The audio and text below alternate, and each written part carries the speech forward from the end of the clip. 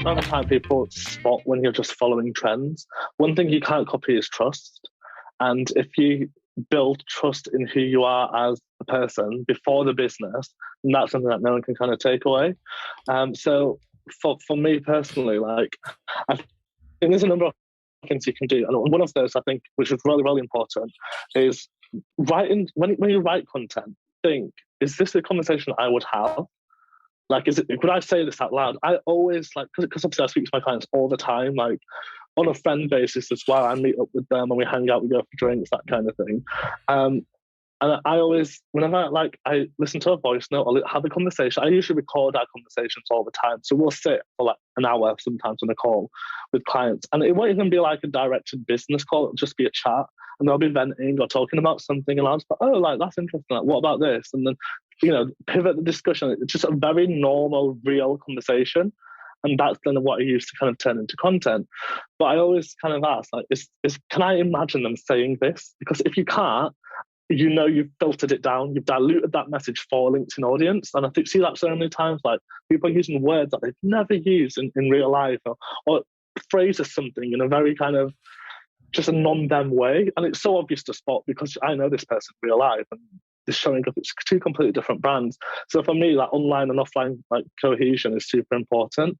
I think the best way to do it, if like just putting it into very simple terms, is just showing up unapologetically, saying the first thing that comes to your mind, because that's often the most truthful and that avoids kind of diluting the messaging. And also I encourage people to like go deep with what they're saying. So if they think this is too much, that means they're then filtering down for a LinkedIn audience. So I'm like, no, we'll go with the first draft of that because that's the most real. That's what you felt like deep down in your gut. So that's what we're going to share because that's what you actually think, not just this.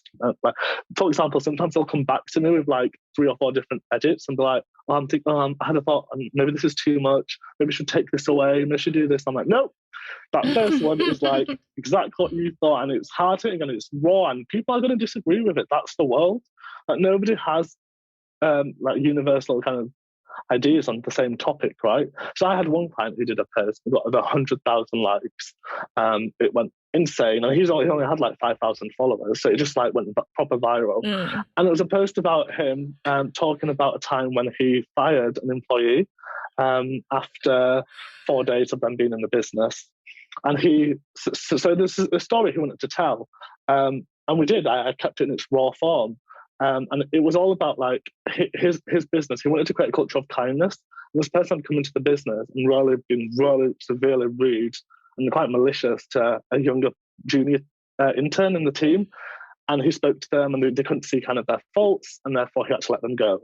And I would think, I respect that. I respect that 100%. I respect for somebody maintaining that culture of kindness, protecting kind of a young intern in a business from a more senior, arrogant staff member.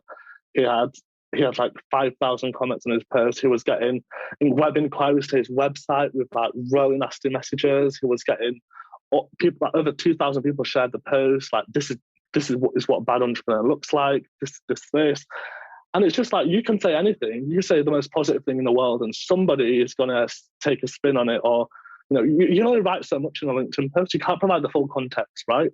So people always have something to say, kind of keyboard warriors. I say, fuck them. Yeah. Like if you've got an opinion, just say it. Just say it. Because for every person who disagrees, there's going to be 20 or 30 who agree.